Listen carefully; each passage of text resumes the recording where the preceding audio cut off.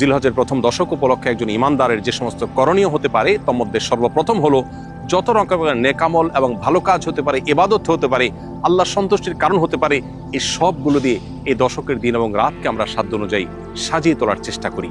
কারণ এই দশকের নেকামল আল্লাহর কাছে সারা বছরের যে কোনো সময়ের যে কোনো নেকামলের চাইতে প্রিয়।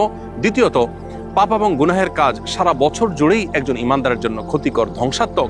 এই দশকে ইবাদত এবং নেকামলের মৌসুম হওয়ার কারণে বিশেষভাবে পাপাচার থেকে বেঁচে থাকার আমরা চেষ্টা করব। তৃতীয়ত, এই দশক জুড়ে আমরা বেশি বেশি আল্লাহর জিকির এবং স্মরণ করবার চেষ্টা করব, কারণ সূরা হজের 28 নম্বর আয়াতে আল্লাহ তাআলা সেই নির্দেশনা আমাদেরকে দিয়েছেন। অতএব যতভাবে আল্লাহর জিকির হতে পারে, আল্লাহর স্মরণ হতে পারে, এই দশক জুড়ে সেটা আমরা আল্লাহর উদ্দেশ্যে নিবেদন করব। চতুর্থত, যাদেরকে আল্লাহ তাআলা তৌফিক দিয়েছেন তারা এই দশকে হজ করবো ইনশাআল্লাহ।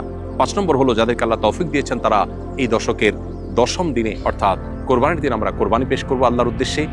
6 নম্বর আমল হলো এই দশককে ঘিরে আমরা বেশি থেকে বেশি তাকবীর, তাহমিদ, তাহলিল অর্থাৎ আল্লাহু আকবার, লা ইলাহা ইল্লাল্লাহ, আল্লাহু আকবার ওয়ালিল্লাহিল হামদ বেশি বেশি আমরা পাঠ করব এবং উচ্চারণ করতে থাকবো।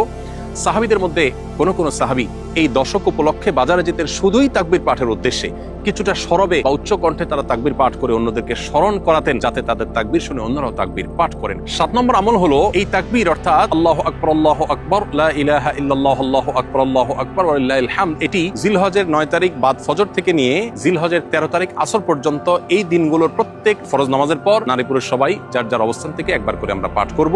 এটি হলো বিশেষভাবে এই তাকবীর পাঠের আমল। সাধারণভাবে পুরো দশক জুড়ে আর বিশেষভাবে 9 থেকে 13 জিলহজ পর্যন্ত এই তাকবীর পাঠ করতে হবে প্রত্যেক ফরজ নামাজের পরে। 8 নম্বর আমল হলো যারা কোরবানি করার নিয়ত করেছেন, কোরবানি করবেন ইনশাআল্লাহ, তারা জিলহজের চাঁদ উদিত হওয়ার পর থেকে নিয়ে কোরবানি পর্যন্ত এই সময়টুকুতে চুল, নখ এবং শরীর অবাঞ্ছিত লোম ইত্যাদি কাটা থেকে বিরত থাকবেন। অর্থাৎ জিলহজের চাঁদ ওঠার আগে আগে এগুলো কেটে শেষ করবেন এবং প্রয়োজন হলে কোরবানির পরে করবেন। এর মধ্যবর্তী সময়ে এগুলোতে আর হাত দিবেন না বা কাটবেন না। 9 নম্বর আমল হলো জিলহজের 9 তারিখে রোজা রাখা। পৃথিবীর বিভিন্ন প্রান্তে ছড়িয়ে ছিটিয়ে থাকে যে সমস্ত মুসলমানগণ আরাফায় যেতে পারেননি বা হজ করতে পারেননি, তারা জিলহজের 9 তারিখে যদি রোজা রাখেন, নবী করিম সাল্লাল্লাহু আলাইহি ওয়াসাল্লামের ভাষ্য অনুপাতে 1 বছর পূর্বের এবং 1 বছর অগ্রিম অর্থাৎ পরবর্তী 1 বছর যদি আল্লাহ তাকে বাঁচিয়ে রাখেন, তাহলে সেই বছরের গুনাহ অর্থাৎ সগীরা গুনাহগুলো আল্লাহ তাআলা মাফ করে দিবেন। এজন্য জিলহজের 9 তারিখে বিশেষভাবে নফল রোজা রাখা এবং অনেক ওলামা ইকরাম বলেছেন জিলহজের 1 থেকে 9 তারিখ পর্যন্ত, যেহেতু আমলের দশক অতএব এই 9 দিনই রোজা রাখাটা বিশেষভাবে নির্দেশিত যদি তৌফিক হয়। 10 নম্বর আমল হলো জিলহজের 10ম তারিখ অর্থাৎ ঈদুল আজহার দিনে সাধ্য অনুযায়ী ঈদুল আজহাকে ঘিরে যে সুন্নাহগুলো আছে সেই সুন্নাহগুলো বিশেষভাবে পালনের সচেষ্ট থাকা। জিলহজের